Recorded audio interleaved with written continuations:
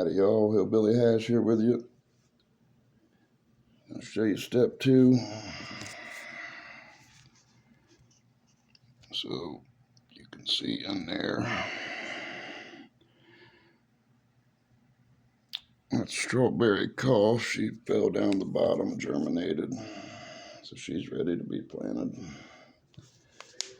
You got your cup of dirt here labeled with what it is. Pour a little water on there.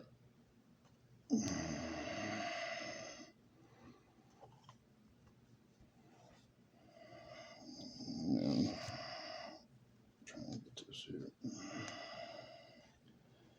Be a little gentle. And you got your seed and your root coming out there. Just take your dirt, make a little indentation in the middle, and drop it in, and then just barely cover it up. That way it'll root down and be able to spring up through that dirt fairly easy. I'll spray it with some water here in a little bit.